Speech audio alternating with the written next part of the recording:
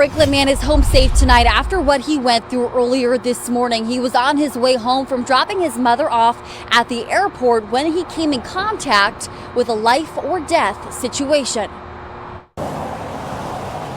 Driving along I-65 South Tuesday morning, Franklin resident Paul Brown came up on the Old Hickory overpass. At first I thought maybe it was a gunshot, the way it exploded, but then I could see the rock was wedged into the windshield.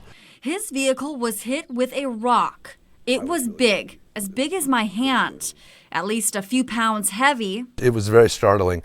And it left a mark you can't miss. I was completely covered in glass here, the seat, and all the way back through the car. Shattered glass everywhere. Brown says at the time he could see someone standing on the overpass, and when he got there, that's when it hit. With the traffic around me, there was no way this fell off of something, that it had to have been dropped from the overpass. Brown called the non-emergency line once he got home. He spent 30 minutes on the phone, getting passed around between departments, and finally got through. Once he did, Metro Police told him they'd check the area out.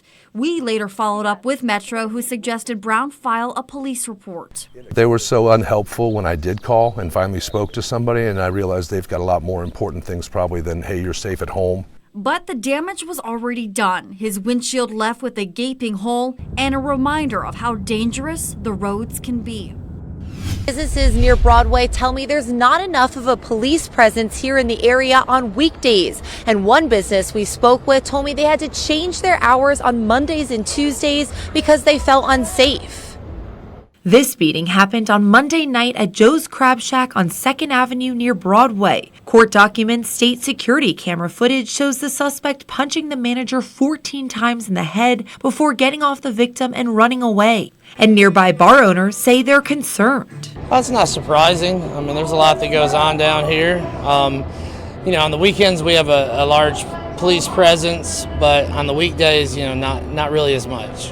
And general manager of Matheson's, Sean Nielsen, told me the same thing. His cookie and ice cream store is a few places down from Big Jimmy's on 2nd Avenue. So is there anything that you'd like to see change or improve in the area? Definitely on the slower days, like I said, Monday, Tuesday, and even Wednesday, it'd be nice to see more of a police presence down here. Nielsen says he had to change his hours on Mondays and Tuesdays because he and his employees felt unsafe at night. We used to stay open until midnight. And like I said, now we're closing at 11 o'clock just because of the fact that it's not worth staying open and possibly risking an assault or a robbery. Like the violent beating that happened at Joe's Crab Shack Monday night that police say caused the manager to suffer from severe head injury. Cities investing millions of dollars into homelessness, but service providers tell me they worry we aren't doing enough to address the short term. These are some of the conditions folks live in around Music City. Effective July 1st, those living in these camps could be hit with a felony. We asked Mayor John Cooper what the plan is when it comes to enforcement. You pass laws, I think that doesn't solve the problem. We need to solve the problem. And to solve the problem is one unsheltered neighbor at a time. The mayor announced a $50 million plan that will include more programs and new housing units. We can work on with our unsheltered neighbors one at a time to get them the programming and the support that they need to be sheltered. Later this month, a groundbreaking is scheduled for the permanent supportive housing unit. But nonprofits like Open Table Nashville say we need to figure out something now. Clearly, we haven't invested enough, and the mayor's proposal is great. The more money, the better, because that's what it takes is resources. But until we have those things in place, people have to have a place to exist. Foster says this law is frightening for everyone. We've been talking about it for way too long, and we've done nothing, and something has to change, and it has to change quickly, or else people are going to end up in jail.